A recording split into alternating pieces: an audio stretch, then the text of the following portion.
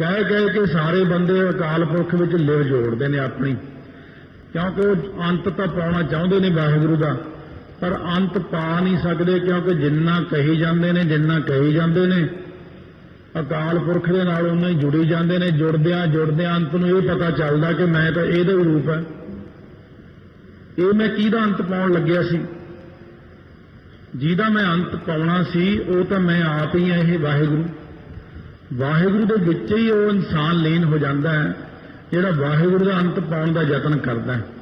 सो इस करके फिर महाराज ने कहा कौन कौन कहते ने, आखै वेद पाठ प्राण, आखै पढ़े करै विख्यान, आखै बरमे, आखै इंद, आखै गोपी तै गोविंद, आखै ईश्वर, आखै सिद्ध, आखै केते कीते बुद्ध, आखै दानव, आखै देव, आखै सोनर मुंजन से, केते आखै आखण पाहे, केते कह कह उठ उठ जाहे, एते कीते होर करेह ताख न सकै कई के। जिन्ने मर्जी इदू वध बना दिए, कहते फिर जिन्ने बना देंगे फिर भी नहीं कह सकते। इस करके सतगुरु महाराज सच्चे पातशाह कहते ने अकाल पुरख वाहिगुरू आप ही जीव के उत्ते कृपा करते हैं, ते आप ही उन्होंने नाम जपण लाउंदे ने, ते आप ही दातां बख्शिश करते हैं। जेवड़ भावा तेवड़ होए, सतगुरु महाराज सच्चे पातशाह कहने जिड्डा क वड्डा उन्होंने भाउंदा उन्ना क वड्डा ही वो बन जाता। ये सरगुण रूप दे विच पहला निर्गुण का कथन करता, पिछले पंक्तियां विच हुण सरगुण रूप का कथन किया। जिड्डा क वड्डा उन्होंने भाउंदा। दो साखियां ने अपने कोल, एक पुराने समय की एक नवे समय की। जिवें अवतार धारण किया सी 52 अवतार, सो बल राजा बड़ा धर्मात्मा होया, ये प्रहलाद जी का पोतरा होया। जदों इन्हें बड़े यज्ञ किए, बड़े धर्म के काम किए, तो ये संकल्प हो गया मैं इंद्र देवते की पदवी खो लवां, इन्हें मिल जानी सी। इंद्र देवते ने जाके विष्णु नूं बेनती की, उन्हें बल राजा नूं छलण वास्ते 52 रूप धारण कर लिया। वेदां दी बाणी पढ़ी, जाके मिठी मिठी आवाज विच बल राजा कहन लग्या मंगो पंडित जी की मंगदे हो? कहने सानू कुछ नहीं चाहिए। कहने फिर भी कुछ तो मंग लो। कहने 2.5 कदम धरती दे दो, इत्थे कुटिया बना लांगे, थोड़े राज दरबार के सामने बैठ के भजन करया करांगे। कहने बस 2.5 करना? कहने होर नहीं कुछ चाहिए। कहने महाराज ये तो बहुत छोटी चीज़ है, कुछ होर मंग लो। कहने बस इन्ना कुछ ही चाहिए। कहने चंगा जी फिर मिल लो 2.5 कदम। उस वक्त जेवड़ भावै तेवड़ होए, वो तो जिड्डा वड्डा भाउंदा सी, वो तो आकाश नूं जा लगे। इन्ना वड्डा रूप बना लिया कि 2 कदमां विच सारी धरती मिण दित्ती। कहने तो 2 कदम ही धरती हुई, हुण अद्धा कदम कित्थों मिणा? कहने जी मेरा शरीर हाजिर है। शरीर के उत्ते पैर रख के जो मिणिया तो पताल दे विच धसा दिता उन्होंने। कहने पताल विच धसाउण करके वो अज तक पताल विच ही है बल राजा। पर बल राजे दे नाल इह परण होया सी कि मैं तेरे दरवाजे ते बैठ के भगती करांगा। अज भी कहने अज हूं बल के द्वार खरो, हुण भी परमेश्वर कहते ने उस रूप दे विच जिहड़ा 52 रूप धारिया सी ਉਹਦੇ दरवाजे ते खड़ा, जिड्डा वड़ा मर्जी रूप धारण कर सकता परमेश्वर, छोटे तो छोटा बड़े तो बड़ा। 52 रूप तां कहते ने क्यों छोटा जिहा रूप बनाया सी। इस प्रकार जब गुरु नानक देव जी बड़े भारी जंगल विचों विचर रहे सी, तो भाई मरदाने नूं एक राक्षस ने बहुत बड़ा सी, जोड़ा बड़ा उच्चा सी, चुक के कहते साबता ही अंदर पा लिया, सीधा ही लंघा गया। फिर गुरु नानक देव जी ने भी अंदर लंघा गया अपने। तो जो अंदर लंघा गया तो राक्षस का आकार बहुत बड़ा सी। महाराज ने अपना आकार अंदर वधा लिया, उहदे शक्ति है, वधा लिया आकार। राक्षस ने होर वधा लिया, महाराज ने होर वधा लिया। अंत में इन्ना बड़ा आकार हो गया, बहुत दूर तक जाके वो राक्षस डिग के चढ़ाई कर गया। महाराज जी फिर बाहर आ गए। तो इस तरह जेवड़ भावै तेवड़ होए, जिन्ना क वड्डा भाउंदा उन्ना क वड्डा ही बन जाता। जे खंडां ब्रह्मंडां का कोई अंत पाउण जावे कि मैं अंत पा लवांगा, जेवड़ भावै तेवड़ होए। आपां जे कही लो जी हुण मैं बिल्कुल अंत पा लिया है, तो अकाल पुरख अपना उन्ना ही ब्रह्मंड होर रच लैंदे ने। जे पाताला पाताल लख आगासा आगास पहला रचे ने ਉਹਦਾ ਕੀ है ਉਹ ਕਰੋੜਾਂ ਹੀ ਆਕਾਸ਼ ਕਰੋੜਾਂ ਹੀ ਪਤਾਲ ਹੋਰ ਰਚ ਦੇਵੇਗਾ। फिर आप कहांगे लो हुण असीं अंत पा लिया, फिर वो करोड़ां होर रच दिंदा। तो महाराज जी कहते ਉਹਦਾ तो कोई अंत आउंदा ही नहीं। जेड़ भावै तेवड़ होए, जिन्ना क वड्डा उहनूं भावना उन्ना कि वड्डा हो जांदा। जे सब मिल के आखण पाहे वड्डा ना होगा घाट ना जाए, तां भी इस तरह हो जांदा। नानक जाणै साचा सोए, कहने महाराज फिर वो है किड्डा क वड्डा ये तो दस दिओ। गुरु नानक देव जी कहने भाई वो तो वाहिगुरू आप ही जानदा, जिन्ना क वड्डा है ना वो तो खुद उसे नूं ही पता। ਇਹਦਾ ਤਾਂ ਕਿਸੇ ਨੂੰ ਅੱਜ तक ਗਿਆਨ ही नहीं होया कि वो किन्ना क वड्डा।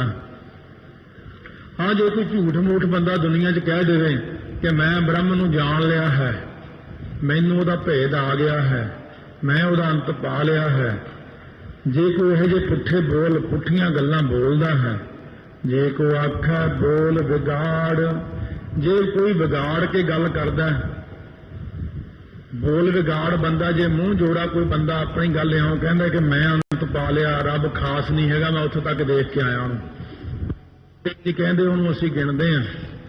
जे कोई आखै बोल विगाड़, जे कोई इउं बोल विगाड़ कहंदा कि मैं जान लिया परमात्मा दा, मैं अंत पा लिया, हुण इदों गांह है नहीं परमात्मा, तां लिखी है सिर गावारां गावार। मूर्खां सिर श्रोमणी मूर्ख, वड्डा मूर्ख है ओह ਜਿਹੜਾ ਇਹ ਕਹਿ ਦੇਵੇ ਕਿ मैं ਉਹਦਾ अंत पा लिया। किसी ने कहा ही होना सिद्धां दे विच, ताईं गुरु नानक देव जी ने उन्हां नूं कहना पिया, ਜਾਂ संसार दे लोग भी कहंदे ने ਅਸੀਂ ਹੁਣ अंत पा लिया। कई बार आउंदा ना कि फलानी बीमारी ਅਸੀਂ बिल्कुल खत्म कर दित्ती, हुण ਇਹ बीमारी जे कोई दस्से ਉਹਨੂੰ 1000 रुपया नाम चैलेंज रब नूं। ਉਹ इदां ना करिया करो। ये कई गल्लां पुठियां काली ने, घट्टो घट्ट धार्मिक बंदियां नूं पुछ लिया करो भी असीं लिखना की है। वाहिगुरू नाल टक्कर नहीं लईदी, ਉਹ ਤਾਂ पता नहीं किधरों की चला दिंदा, फिर होर ही कोई शुरू कर दिंदा बीमारी। फिर लोग कहते नवीं शुरू हो गई, आप नवीं बीमारी सुनी है। क्यों आपां इउं कहने आ? आपां वाहिगुरू नूं ਇਹ क्यों नहीं कहते सच्चे पातशाह साडे ते किरपा रखो, मेहर भरिया हाथ रखो। इस प्रकार सतगुरु नानक देव महाराज सच्चे पातशाह ने सिद्धां नूं बख्शिश कीती है कि भाई वो वाहिगुरू का कोई अंत नहीं, कोई सिरा नहीं, कोई अंत पाउण का यतन भी नहीं करना, बस सिर्फ इन्ना कहना है कि वह नाम लई जाओ। आपां ने तां नाम लै लै के तरना है, आपां कोई अंत नहीं पाउणा वाहिगुरू का, कोई सिरा नहीं लभना। ये नहीं कहना कि मैं वह अंत पा लिया। अपना जिहड़ा कर्म है मनुख का वो नाम जपना, वाहिगुरू वाहिगुरू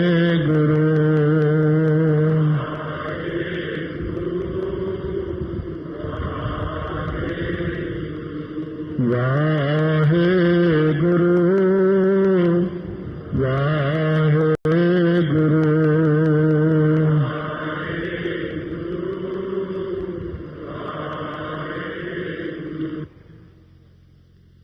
फतेह बुला के हाल चाल पुछ के 2 लाइनां च मेरा जवाब इउं दिता। कहंदे आपां मन दी काहल मेटण लई तां पाठ करदे हां, बस इन्ना ही जवाब है। क्योंकि जिहड़ा पाठ करदे हां मन दी काहल नूं मेटण वास्ते करदे हां, क्यों मन काहला पैंदा। जदों मन सहज विच आ गया तां सारा कुछ ही बन गया। इस करके सतगुरु महाराज कहने सहज विच आओ, सहजे होए सो होए, काहल ना करो। काली कीतियां कदे कामयाबी नहीं मिलती, सहज विच कामयाबी है। सुते सिद्ध चलण विच आओ। सिद्ध कहण लगे महाराज होर किसी ढंग नाल अकाल पुरख दा अंत नहीं पैंदा। ये दसो भी ओहदा घर किहड़ा है? घर तो भाव ओहदा जिथे ओहदा वासा, फिर ओहदा दर किहड़ा, दरवाजा जिथे वह बह के सारियां दी साਂਭ संभाल करदा। सो दर केहा सो घर केहा। ओहदा दर किहड़ा है, किहा जिहा, ओहदा घर किहा जिहा। जित बह सर्ब संभाले, जिथे बह के वह सारियां दी साਂਭ संभाल करदा। सो दर 3 ने। पहला जपजी साहब च सो दर है, जिहड़ा हुण आपां इस वक्त पढ़ रहे हैं। ਇਹ ਮਹਾਰਾਜ ਨੇ ਸਿੱਧਾਂ ਦੇ ਨਾਲ ਜਦੋਂ ਚਰਚਾ ਕੀਤੀ ਹੈ ਉਦੋਂ ਉਚਾਰਨ ਕੀਤਾ। ਇੱਕ ਸੋਦਰ ਅਕਾਲ ਪੁਰਖ ਦੇ ਸਾਹਮਣੇ ਸਨਮੁਖ ਉਚਾਰਨ ਕੀਤਾ, ਜਿਹੜਾ ਆਪਾਂ ਰਹਿ ਰਾਸ ਵਿੱਚ ਪੜ੍ਹਦੇ ਹਾਂ, ਸੋ ਦਰ ਤੇਰਾ ਕਿਹਾ ਸੋ ਕਰ ਕਿਹਾ। ਇੱਥੇ ਲਿਖਿਆ ਸੋ ਦਰ ਕਿਹਾ, ਤੇਰਾ ਨਹੀਂ ਲਿਖਿਆ। ਬੇਬੇ ਨਾਨਕੀ ਨੇ ਜਦ ਪਹਿਲੀ ਵਾਰੀ ਗੁਰੂ ਨਾਨਕ ਦੇਵ ਜੀ ਬੇਈ ਨਦੀ ਚੋਂ ਹੋ ਕੇ ਆਏ, ਬਾਹਰ ਨਿਕਲੇ, ਬੇਬੇ ਨਾਲ ਬਹੁਤ ਪਿਆਰ ਨਾਲ ਬਚਨ ਕਰਦੇ, ਕਹਿਣ ਲੱਗੇ ਵੀਰ ਜੀ ਕਿੱਥੇ ਗਏ ਸੀ? ਕਹਿੰਦੇ ਅਸੀਂ ਬੇਬੇ ਸੱਚਖੰਡ ਗਏ ਸੀ ਅਕਾਲ ਪੁਰਖ ਦੇ ਪਾਸ। ਸਾਰਾ ਬਿਰਤਾਂਤ ਸੁਣਾਉਂਦੇ ਆ, ਕਹਿੰਦੇ ਉਹਦਾ ਦਰ ਕਿਹਾ ਜਾ, ਉਹਦਾ ਘਰ ਕਿਹਾ ਜਾ। ਉੱਥੇ ਮਹਾਰਾਜ ਨੇ ਇੱਕ ਤੀਸਰਾ ਸੋਦਰ ਉਚਾਰਿਆ ਜਿਹੜਾ ਆਸਾ ਰਾਗ ਦੇ ਸ਼ੁਰੂ ਚ ਆਉਂਦਾ। ਇਸ ਤਰ੍ਹਾਂ ਗੁਰਬਾਣੀ ਦੇ ਅੰਦਰ 3 ਸੋਦਰ ਹਨ। ਜਦੋਂ ਖਾਸ ਕਰਕੇ ਕਿਸੇ ਵਿਦਵਾਨ ਨੂੰ ਵੀ ਉਲਝਾਉਣਾ ਹੋਵੇ ਨਾ, ਤਾਂ ਇਹ ਪ੍ਰਸ਼ਨ ਕਰੀਦੇ ਨੇ, ਮੈਂ ਕਿੰਨੇ ਸੋਦਰ ਨੇ ਬਾਣੀ 'ਚ? ਆਮ ਨਹੀਂ ਕਿਸੇ ਨੂੰ ਛੇਤੀ ਪਤਾ ਲੱਗਦਾ, ਇੱਥੋਂ ਆ ਕੇ ਫੇਲ ਹੋ ਜਾਂਦਾ। ਕਈ ਚੀਜ਼ਾਂ ਗੁਰਬਾਣੀ 'ਚ 2-2, 3-3, 4-4 ਨੇ। ਉਹ 3 ਸੋਦਰ ਹਮੇਸ਼ਾ ਯਾਦ ਰੱਖਣੇ। ਹੁਣ ਆਪਾਂ ਜਪਜੀ ਸਾਹਿਬ ਵਾਲਾ ਸੋਦਰ ਪੜ੍ਹ ਰਹੇ ਹਾਂ।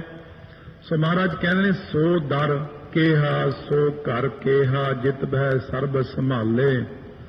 ਉਹ ਤੇਰਾ ਦਰ ਕਿਹੜਾ ਹੈ? ਹੁਣ ਵਾਹਿਗੁਰੂ ਦੇ ਦਰ ਕਈ ਪ੍ਰਕਾਰ ਨਾਲ ਨੇ, ਜਿਵੇਂ ਉਹਦੇ ਘਰ ਕਈ ਪ੍ਰਕਾਰ ਦੇ ਨੇ। ਵਾਹਿਗੁਰੂ ਦਾ ਘਰ ਇੱਕ ਤਾਂ ਆਪਣਾ ਹਿਰਦਾ, ਕਿਉਂਕਿ ਘਰ ਅੱਖਰ ਦੇ ਹੀ 18 ਅਰਥ ਨੇ, ਕੱਲਾ ਘਰ। ਹੁਣ ਵਾਹਿਗੁਰੂ ਅਕਾਲ ਪੁਰਖ ਦਾ ਘਰ ਜਿਹੜਾ ਹੈ ਉਹ ਸਾਡਾ ਹਿਰਦਾ ਵੀ ਹੈ, ਦਸਮ ਦੁਆਰ ਵੀ ਹੈ। ਵਾਹਿਗੁਰੂ ਦਾ ਘਰ ਸਾਧ ਸੰਗਤ ਵੀ ਹੈ, ਤੇ ਵਾਹਿਗੁਰੂ ਦਾ ਘਰ ਸੱਚਖੰਡ ਵੀ ਹੈ। ਇਸ ਤਰ੍ਹਾਂ ਮਹਾਰਾਜ ਅਕਾਲ ਪੁਰਖ ਨੂੰ ਜੇ ਆਪਾਂ ਕਹੀਏ ਕਿ ਉਹ ਸੱਚਖੰਡ 'ਚ ਬਹਿ ਕੇ ਸਾਰਿਆਂ ਨੂੰ ਦੇਖਦਾ, ਪਰ ਉਹਦਾ ਸਰਬ ਵਿਆਪਕ ਹੈ, ਤਾਂ ਮਹਾਰਾਜ ਸੱਚੇ ਪਾਤਸ਼ਾਹ ਕਹਿੰਦੇ ਸੋ ਦਰ ਕਿਹਾ, ਉਹ ਤੇਰਾ ਦਰ ਕਿਹਾ ਜਾ ਸਾਧ ਸੰਗਤ ਰੂਪੀ ਦਰ। ਸੋ ਘਰ ਕਿਹਾ, ਉਹ ਘਰ ਕਿਹਾ ਜਾ। ਸੋ ਇਸ ਕਰਕੇ ਜੈ ਘਰ ਕੀਰਤ ਆਖੀਐ, ਕਰਤੇ ਕਾ ਹੋਏ ਵਿਚਾਰੋ, ਤਿਤ ਘਰ ਗਾਵੋ ਸੋਹਿਲਾ, ਸਿਵਰਿਓ ਸਿਰਜਣਹਾਰੋ। ਤੁਮ ਗਾਵੋ ਮੇਰੇ ਨਿਰਭਾਉ ਕਾ ਸੋਹਿਲਾ, ਹਉ ਵਾਰੀ ਜਿਤ ਸੋਹਿਲਾ ਸਦਾ ਸੁਖ ਹੋਏ। ਉਹ ਇਹ ਘਰ ਹੈ ਸਾਧ ਸੰਗਤ ਰੂਪੀ, ਜਿਤ ਬਹਿ ਸਰਬ ਸੰਭਾਲੇ, ਜਿੱਥੇ ਬਹਿ ਕੇ ਸਾਰੇ ਜਾਣੇ ਤੈਨੂੰ ਯਾਦ ਕਰਦੇ ਨੇ। ਉਹ ਤੇਰਾ ਦਰ ਕਿਹੜਾ, ਉਹ ਕਿਹੜਾ ਘਰ? ਬਿਲਕੁਲ ਇਸੇ ਤਰ੍ਹਾਂ ਹੀ ਸੱਚਖੰਡ ਵਿੱਚ ਹੈ। ਸੋ ਦਰ ਕਿਹਾ ਸੋ ਘਰ ਕਿਹਾ ਜਿਤ ਬਹਿ ਸਰਬ ਸੰਭਾਲੇ। ਜਿੱਥੇ ਬਹਿ ਕੇ ਸਾਰੀਆਂ ਅੱਛੀਆਂ ਰੂਹਾਂ ਜਿਹੜੀਆਂ ਤੇਰੇ ਦਰ ਤੇ ਪ੍ਰਵਾਨ ਹੋ ਗਈਆਂ ਨੇ, ਜਿੱਥੇ ਬਹਿ ਕੇ ਤੈਨੂੰ ਯਾਦ ਕਰਦੇ ਨੇ, ਸਾਰੇ ਤੇਰਾ ਨਾਮ ਜਪਦੇ ਨੇ, ਜਿੱਥੇ ਇੱਕ ਰਸ ਅਨਹਦ ਸ਼ਬਦ ਚੱਲਦਾ ਹੈ ਸੱਚਖੰਡ ਦੇ ਵਿੱਚ, ਇਤਨੀ ਮਿੱਠੀ ਧੁਨੀ ਕਿ ਜਿੱਥੇ ਜੀਵ ਦੀ ਬਿਰਤੀ ਖੁੱਲਦੀ ਨਹੀਂ, ਸੋ ਦਰ ਉਹ ਤੇਰਾ ਦਰ ਕਿਹਾ ਜਾ, ਉਹ ਘਰ ਕਿਹਾ ਜਾ। ਜਿੱਥੇ ਬਹਿ ਕੇ ਤੈਨੂੰ ਸਾਰੇ ਯਾਦ ਕਰਦੇ ਨੇ, ਸਾਧ ਸੰਗਤ ਰੂਪੀ ਘਰ ਕਿਹਾ ਜਾ, ਉਹ ਤੇਰਾ ਹਿਰਦਾ ਰੂਪੀ ਘਰ ਕਿਹਾ ਜਾ, ਜਿੱਥੇ ਸਾਰੇ ਮਨਾਂ ਦੇ ਅੰਦਰ ਜਾਪ ਕਰਦੇ ਨੇ। ਉਹ ਤੇਰਾ ਦਰ ਜਿਹੜਾ ਮੁੱਖ, ਕਿਉਂਕਿ ਦਰਵਾਜ਼ਾ ਮੇਨ ਹੁੰਦਾ, ਇਸੇ ਤਰ੍ਹਾਂ ਸਰੀਰ ਦਾ ਜਿਹੜਾ ਦਰਵਾਜ਼ਾ ਮੂੰਹ ਹੈ, ਤੇ ਘਰ ਜਿਹੜਾ ਉਹ ਹਿਰਦਾ। ਵਾਹਿਗੁਰੂ ਹਿਰਦੇ ਰੂਪੀ ਘਰ ਵਿੱਚ ਵੀ ਆਪਾਂ ਉਹਦਾ ਸਿਮਰਨ ਕਰਦੇ ਆਂ। ਜਿਤ ਬਹਿ ਸਰਬ ਸੰਭਾਲੇ, ਜਿੱਥੇ ਸਾਰੇ ਜਣੇ ਬਹਿ ਕੇ, ਬਹਿਣ ਦਾ ਮਤਲਬ ਹੁੰਦਾ ਸਥਿਤ ਹੋ ਕੇ, ਟਿਕ ਕੇ, ਜਿਸ ਹਿਰਦੇ ਰੂਪੀ ਘਰ ਦੇ ਵਿੱਚ ਇਹ ਤੇਰਾ ਨਾਮ ਜਪਦੇ ਨੇ, ਜਿਸ ਮੂੰਹ ਦੇ ਨਾਲ ਤੇਰਾ ਨਾਮ ਜਪਦੇ ਨੇ, ਉਹ ਕੈਸਾ ਸੁੰਦਰ ਹੈ। ਉਹ ਬ੍ਰਹਮ ਗਿਆਨੀ ਦਾ ਮੁਖ ਕਿੰਨਾ ਸੁੰਦਰ ਹੈ, ਤੇਰਾ ਸੱਚਖੰਡ ਰੂਪੀ ਘਰ ਕਿੰਨਾ ਸੁੰਦਰ ਹੈ। ਰਾਜਿਆਂ ਮਹਾਰਾਜਿਆਂ ਦੇ ਦਰ ਦੇ ਉੱਤੇ ਬਹੁਤ ਬਾਜੇ ਗਾਜੇ ਹਰ ਵਕਤ ਵੱਜਦੇ ਰਹਿੰਦੇ ਨੇ। ਅਕਾਲ ਪੁਰਖ ਦੇ ਦਰ ਦੇ ਉੱਤੇ ਵੀ ਬਾਜੇ ਨਾਦ ਅਨੇਕ ਅਸੰਖਾ, ਕਹਿੰਦੇ ਅਨੇਕਾਂ ਪ੍ਰਕਾਰ ਦੇ ਅਣਗਿਣਤ ਹੀ ਨਾਦ ਵੱਜਦੇ ਨੇ ਅਕਾਲ ਪੁਰਖ ਦੇ ਦਰ ਦੇ ਉੱਤੇ। ਚੇਤੇ ਵਾਵਣ ਹਾਰੇ, ਕਿੰਨੇ ਉਹਨਾਂ ਨੂੰ ਵਜਾਉਣ ਵਾਲੇ ਨੇ, ਵਜਾਉਣ ਵਾਲਿਆਂ ਦੀ ਕੋਈ ਗਿਣਤੀ ਨਹੀਂ ਹੈ। ਇੰਨੇ ਵਜਾਉਣ ਵਾਲੇ ਨੇ ਕਿ ਜਿਤ ਦਰ ਲੱਖ ਮੁਹੰਮਦਾ, ਲੱਖ ਬ੍ਰਹਮੇ ਵਿਸ਼ਨ ਮਹੇਸ਼, ਲੱਖ ਲੱਖ ਰਾਮ ਵਡੀਰੀਆ ਹੈ, ਲੱਖ ਰਾਹੀ ਲੱਖ ਵੇਸ, ਕੋਈ ਅੰਤ ਨਹੀਂ ਹੈ। तेरे दर दे उत्ते बड़े बड़े अकाल उस्तत विच महाराज कहने तेरे दर दे उत्ते करोड़ां ही रामचंद्र करोड़ों कृष्ण बड़े भै संयुक्त हथ जोड़ के तेरे दर दे उत्ते खड़े ने, ਜਿਹੜੇ ਤੈਥੋਂ ਭੈ ਕਰਦੇ ਨੇ ਤੈਥੋਂ ਡਰਦੇ ਨੇ। ਦੇਵੀਆਂ ਹੱਥ ਜੋੜ ਜੋੜ ਕੇ ਖੜੀਆਂ ਨੇ, ਲੱਖਾਂ ਪੀਰ ਪੈਗੰਬਰ ਖੜੇ ਨੇ, ਪਤਾ ਨਹੀਂ ਕੋਈ ਗਿਣਤੀ ਨਹੀਂ, ਇੰਨਾ ਕੁਝ ਤੇਰੇ ਦਰ ਦੇ ਉੱਤੇ ਹੱਥ ਜੋੜ ਜੋੜ ਕੇ ਖੜੇ ਨੇ, ਤੇਰੀ ਉਸਤਤ ਗਾਉਂਦੇ ਨੇ। ਅਸੰਖਾਂ ਕਿੰਨੇ ਵਜਾਉਣ ਵਾਲੇ ਬਾਜਿਆਂ ਨੂੰ ਵਜਾਉਂਦੇ, ਹਾ ਹਾ ਹੂ ਹੂ, ਇਹ ਗੰਧਰਵਾਂ ਦੇ ਨਾਮ ਨੇ। ਕਿੰਨਰ ਨਰ ਤੇ ਟਾਉਣਾ ਤੇ ਛਾਉਣਾ ਗਾਉਣਾ ਇਹ ਸ਼ਿਵ ਜੀ ਦੇ ਨਰ, ਇਹ ਕਿੰਨੇ ਜਾਣੇ ਤੈਨੂੰ ਗਾਉਂਦੇ ਨੇ। ਕੇਤੇ ਰਾਗ ਪਰੀ ਸਿਉ ਕਹੀਨ ਕੇਤੇ ਗਾਵਣ ਹਾਰੇ, ਕਿੰਨੇ ਕੁ ਰਾਗ ਗਾਉਂਦੇ ਨੇ। ਕੌਣ? ਪਰੀਆਂ। ਸਿਉ ਤੋਂ ਭਾਵ ਪੁੱਤਰ ਹੁੰਦਾ, ਵੈਸੇ ਤਾਂ ਸਿਉ ਤੋਂ ਭਾਵ ਸੰਯੁਕਤ। ਕਿੰਨੀਆਂ ਹੀ ਪਰੀਆਂ ਰਾਗ ਸੰਯੁਕਤ ਤੇਰੇ ਦਰ ਦੇ ਉੱਤੇ ਖੜੀਆਂ ਹੋ ਕੇ ਗਾਉਂਦੀਆਂ ਨੇ, ਕਿੰਨੇ ਉਹਨਾਂ ਦੇ ਨਾਲ ਹੋਰ ਗਾਉਣ ਵਾਲੇ ਗਾਉਂਦੇ ਨੇ। ਪਰ ਜਦੋਂ ਗਾਵਣ ਹਾਰੇ ਆ ਜਾਂਦਾ ਫਿਰ ਉਹਨਾਂ ਦੇ ਪੁੱਤਰ ਵੀ ਗਾਉਂਦੇ ਨੇ। ਰਾਗ ਏਕ, ਇੱਕ ਰਾਗ ਹੈ। ਸੰਗ ਪੰਚ ਬਰੰਗਨ, ਬਰ ਅੰਗਨ ਪੰਜ ਉਹਨਾਂ ਦੀਆਂ ਇਸਤਰੀਆਂ ਨੇ। ਸੰਗ ਅਲਪ ਹੈ ਅੱਠ ਨੰਦਨ, ਅੱਠ ਉਹਨਾਂ ਦੇ ਪੁੱਤਰ ਨੇ। ਇੱਕ ਰਾਗ ਪੰਜ ਉਹਨਾਂ ਦੀਆਂ ਇਸਤਰੀਆਂ ਤੇ 8-8 ਪੁੱਤਰ, 84 ਗਿਣਤੀ ਬਣਦੀ ਕੁੱਲ।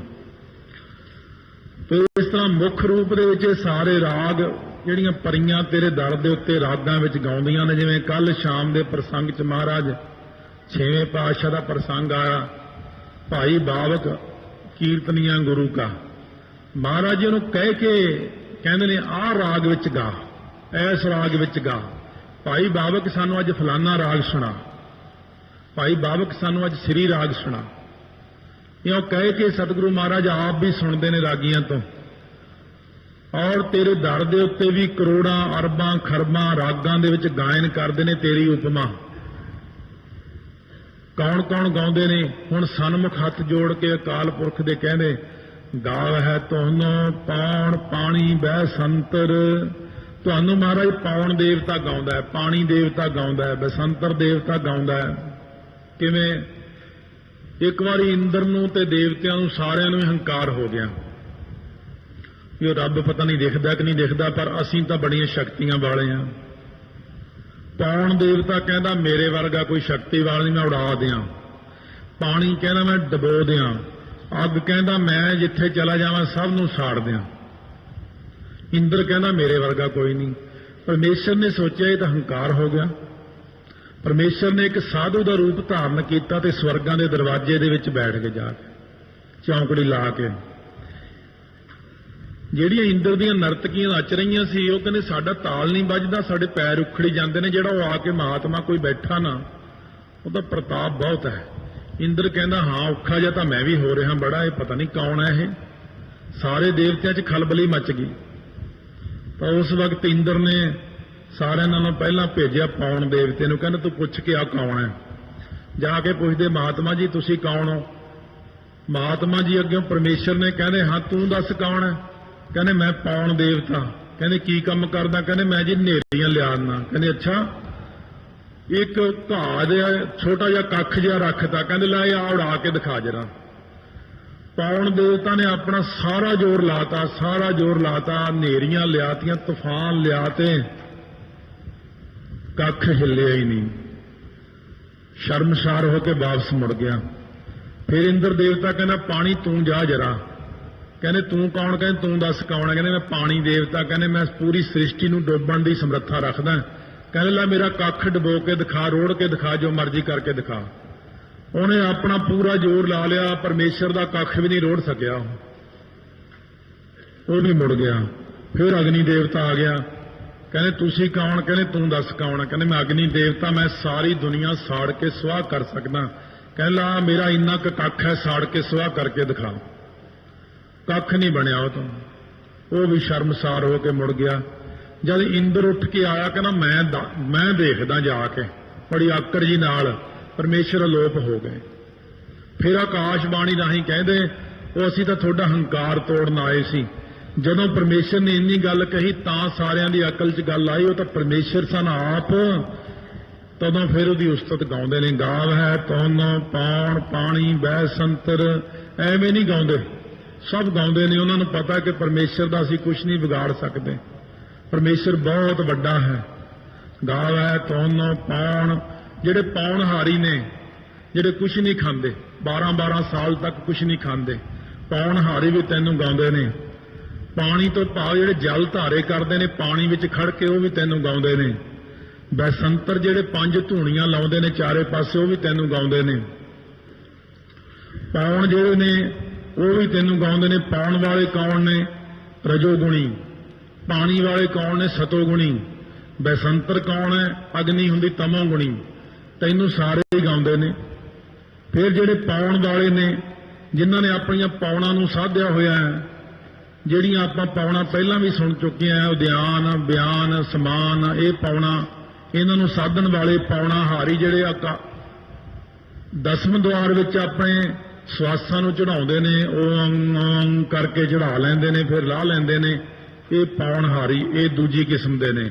ਇੱਕ ਤਾਂ ਉਹ ਪੌਣ ਹਾਰੀ ਜਿਹੜੇ ਖਾਂਦੇ ਹੀ ਕੁਛ ਨਹੀਂ, ਇੱਕ ਤਾਂ ਉਹਨਾਂ ਨੂੰ ਪੌਣ ਹਾਰੀ ਕਹਿੰਦੇ ਨੇ। ਇੱਕ ਉਹ ਪੌਣ ਚੜਾਉਣ ਵਾਲੇ ਜਿਹੜੇ ਉੱਪਰ ਨੂੰ ਪੌਣ ਚੜਾਉਂਦੇ, ਉਹ ਵੀ ਤੈਨੂੰ ਗਾਉਂਦੇ ਨੇ।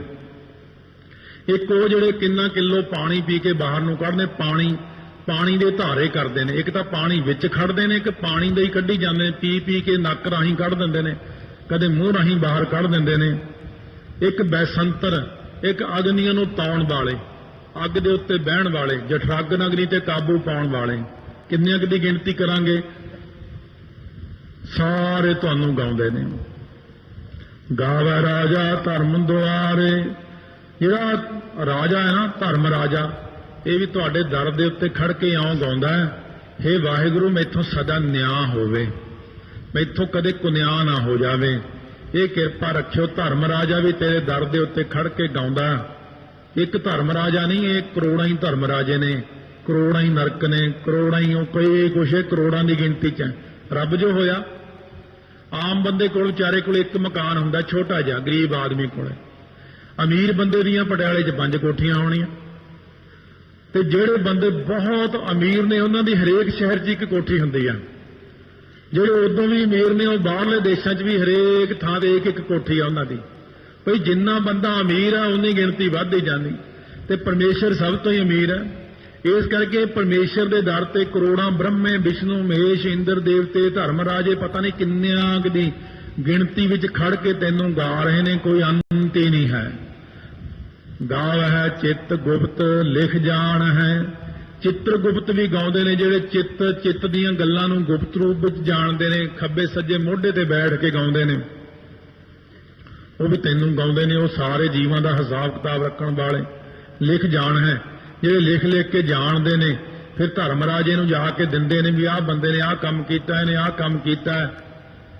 ਲਿਖ ਧਰਮ ਵਿਚਾਰੇ, ਉਹ ਫਿਰ ਲਿਖ ਕੇ ਧਰਮ ਰਾਜਾ ਉਹਨਾਂ ਦੇ ਪਾਪਾਂ ਤੇ ਪੁੰਨਾਂ ਦੇ ਵਿਚਾਰ ਕਰਦਾ। ਇਹਨੇ ਇੰਨੇ ਪੁੰਨ ਕੀਤੇ ਨੇ, ਇਹਨੇ ਪਾਪ ਕੀਤੇ ਨੇ, ਇਹ ਬੰਦੇ ਨੇ ਇੰਨੇ ਗੁਨਾਹ ਕੀਤੇ ਨੇ, ਇਹਨੂੰ ਇੰਨੀ ਸਜ਼ਾ ਦੇਣੀ ਹੈ। ਚਿੱਤਰਗੁਪਤ ਸਾਰਿਆਂ ਦਾ ਲੇਖਾ। ਚਿੱਤਰਗੁਪਤ ਜਦੋਂ ਜਾ ਕੇ ਧਰਮ ਰਾਜੇ ਦੇ ਮੂਹਰੇ ਰੱਖਦੇ ਨੇ ਨਾ ਹਿਸਾਬ ਕਿਤਾਬ, ਚਿੱਤਰਗੁਪਤ ਜਦ ਲੇਖਾ ਮੰਗਿਆ ਤਬ ਮਹਾਰਾਜ ਕਹਿੰਦੇ ਉਹ ਤੇਰਾ ਪਰਦਾ ਫਿਰ ਕੌਣ ਢਕੇਗਾ, ਤਬ ਕੌਣ ਪਰਦਾ ਤੇਰਾ ਢੱਕ ਹੈ। ਸਭ ਕਰ ਸਕਦਾ ਕਿ ਮੈਂ ਤਾਂ ਕੀਤਾ ਹੀ ਨਹੀਂ।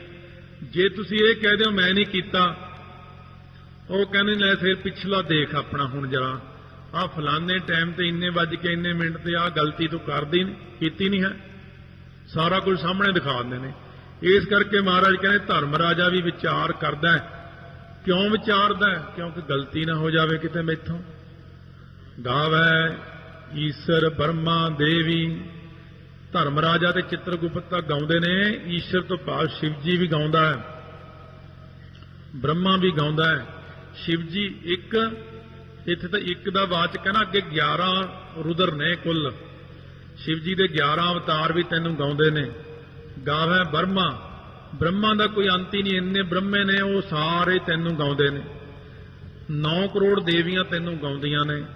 ਸੋਹਣ ਸਦਾ ਸਵਾਰੇ, ਜਿਹੜੇ ਤੇਰੇ ਸਵਾਰੇ ਹੋਏ ਨੇ, ਤੇਰੇ ਹੀ ਬਣਾਏ ਹੋਏ ਨੇ, ਤੇਰੇ ਦਰ ਦੇ ਉੱਤੇ ਸ਼ੁਭਨੀਕ ਹੋ ਰਹੇ ਨੇ, ਉਹ ਵੀ ਤੈਨੂੰ ਗਾਉਂਦੇ ਨੇ। ਹੇ ਵਾਹਿਗੁਰੂ, ਸਾਰੇ ਹੀ ਤੈਨੂੰ ਗਾਈ ਜਾਂਦੇ ਨੇ।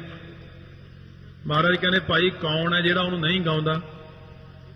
एक मनुखी किरत गाना बस, यही नहीं गाउंदा। पंछी गाउंदे ने, पशु गाउंदे ने, दरख्त भी गाउंदे ने उहनूं, पर मनुख किरत कण बन जाता है। महाराज सच्चे पातशाह कहने पर जे मनुख संगत विच आ जावे तां इह भी गाउण लग जांदा है। वाहिगुरू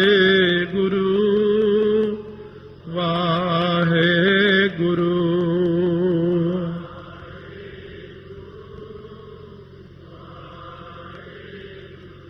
वाहिगुरू